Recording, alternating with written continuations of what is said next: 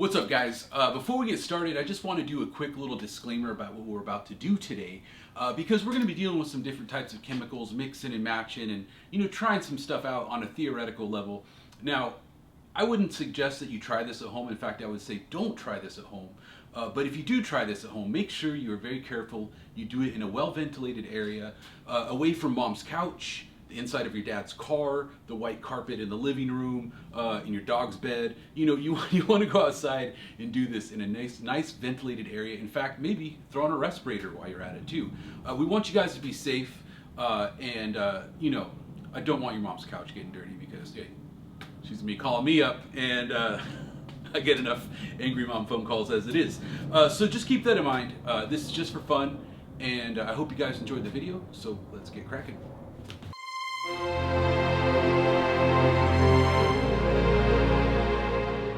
What's up, dudes? Welcome back to the Marker Studio, and we got a really great video that I'm very happy to bring to you guys at home. Now, I've been doing some thinking, and we've been doing a lot of review videos, which is a lot of fun. People like to see the stuff that's already pre-made, but sometimes it's good to just kind of get back into the laboratory and mix and match some different stuff. So what we're going to do today is something I'm very, very excited about. We're going to try and make some Ghetto Garvey. Now, Garvey is a really expensive ink. It's very boutique. It's hardly made anymore. We are actually the only ones that still get it still made, I think. But in the meantime, I think what we're going to do is take a look at some of these little compounds we got here, see if we can mix them together and make a good approximation of it, because that way you guys can get that same effect. Okay, so what we got here is what's called OD purple primer. Now, this is used by plumbers to prime pipes before they glue it together, and it does happen to have some purple in it, although it's very watered down. Let's go ahead and take a look at it right here. So let's take a look here. I'm going to go ahead and pour some off into this little cup right here.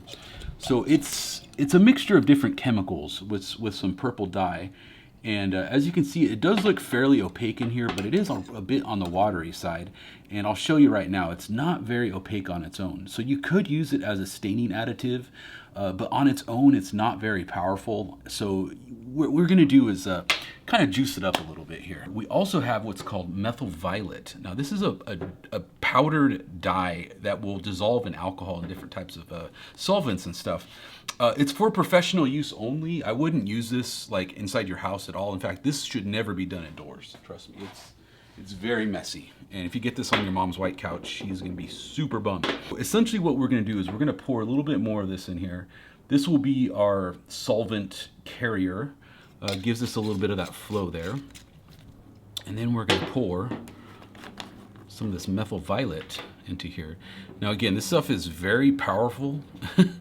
You can get a bottle of this for like 20 bucks on Amazon. Out of the bottle, it's kind of like a weird greenish, iridescent green color. But when you add it to the dye, well, when you make the dye out of it, hey, come on, look at it. Look, it's like stuck to the screwdriver right there. That's kind of interesting. Now, you shouldn't need too much of this stuff to do this, and we'll see how it goes here. I'm just gonna add a little bit more just because I want to be crazy. Okay, yeah, why don't we just add a little bit more? You really don't need this much, but we're making a video. Let's make it kind of fun. Okay. All right, so we've added the Methyl Violet to that. Make sure this is nice and sealed. Again, do not do this indoors. This is for professional use only, and just kind of dash here, a splash there, a dab will do ya. That's just kind of how I do it.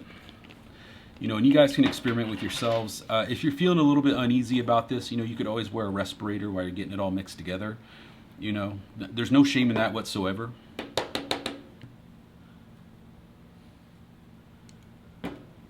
All right, pour that in there.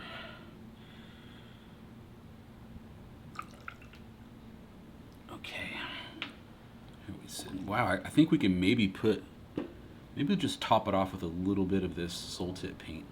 That just gives it a little bit more body and a little bit more thickness. Oh man, did I just pour too much in there? Oh bro, what did we do?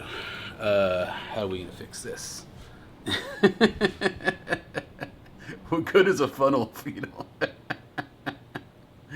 Wow, look at that. That is so beautiful. But you know what? You guys like to watch me make messes, so that's half the fun. All right, so let me pour just a little bit of that out because we need a little bit of room to shake it up. We'll see if this works out. I'm fairly confident it will. All right, let me wipe this up real quick. Wow, whoa, that looks really cool. Let's take a look at it, guys. So it's like Garvey mixed with the paint, right? So you got that liquid Garvey mixture with a little bit of that paint body. So you're gonna have that nice bleed through effect, but at the same time, it should look pretty good. Let's check it out.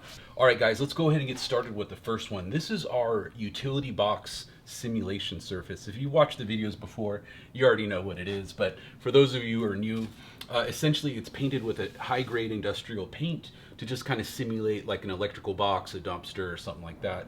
Metal surface. Over here we have the smooth glass surface, so you know that kind of simulates like a bus stop, or you know, I don't know, like a corner shop or something that gets grilled a lot. You know, it's just that kind of smooth surface that really shows you how the natural look of the nib is without any, you know, things rubbing against it, like, you know, dips and divots and, you know, things that soak in the paint. It's a good way to get a natural feel for the marker. Wow. That is beautiful. You're getting that really nice drip. It's got a really nice flow, and you know, the consistency is dependent on how much of the paint you add to it, or if you just want to use the Garvey by itself. If you use the Garvey by itself, you know, it is a dye ink, so it will fade quicker. Adding a little bit of paint does give it a little bit more lasting value, but the beauty of this is we're gonna see how well it bleeds through. But that'll be in a future video, so keep your eyes peeled for that. We have someone who wants to write F cancer, which I totally agree with.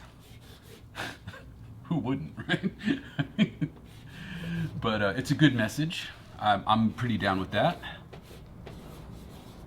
I think that's something that's touched a lot of us in the world. There's a lot of kings in the world, but this one is King D. There you go. O-S-F-U-I-E.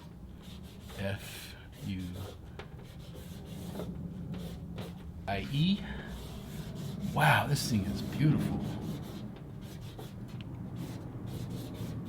R-A-Y-K-I-E. Okay. Almost did it the wrong way. All right.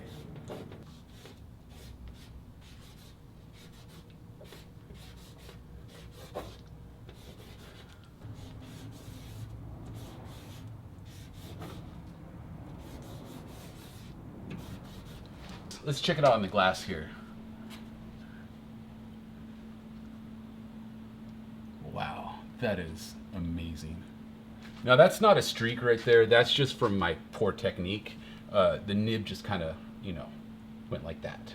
You know, because around the nib it's plastic. So keep that in mind. That is technically not a streak. Don't count that on the ink. Let's do Picots. Wow, on this smooth surface, you would notice if it was getting really streaky, and it's not. It's holding up really good, and I honestly think this looks just as good as like a crink or something like that. I mean, it looks very clean, very professional. You're getting those really nice drips, and it's homemade. Oh, Picots BWK crew, shout out to those guys. There you go. Man, this is fantastic. Such a simple technique, and you're able to make yourself some Ghetto Garvey. Now the next question will be, how well does it bleed through? So you guys will have to keep tuned for that one, so don't forget.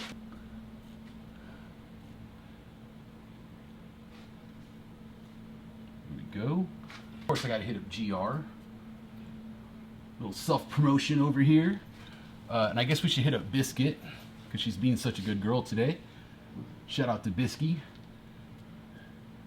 We'll just do Bisky. There we go.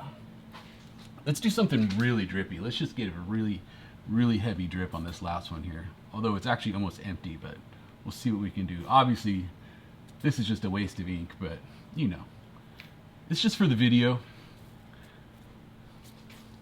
Wow, look at that. Let's see. Let's do a couple more tags here.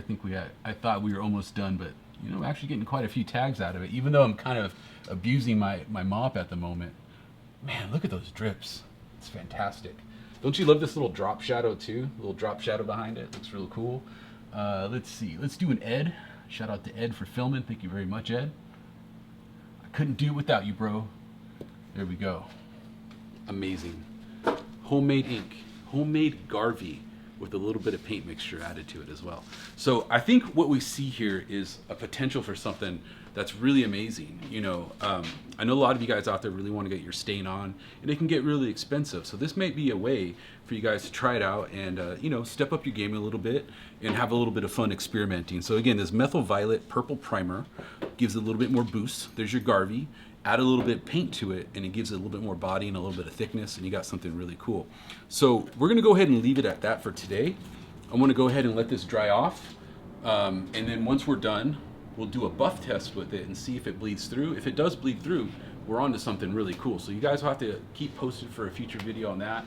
And I think, I'm not 100% positive, but I think I have a scratch-built Ghetto Garvey recipe that I wanna try out with you guys. So keep tuned. If you guys have any questions, comment below. Of course, if you want to get a hit off or something, comment below too. And if you guys are looking for the best graph supplies in the world with the best service, give us a call at artprimo.com, 206-365-4083. That's 206-365-4083. That's artprimo.com, your #1 source for mop ink, mops. Oh, by the way, brand new mop, the mini squeeze. We just got these in. Very squeezable, uses the same nib as the drip mop or the 2-ounce mop or the Crink K60 mop, which all you guys love. Fantastic stuff. So thank you very much. Peace.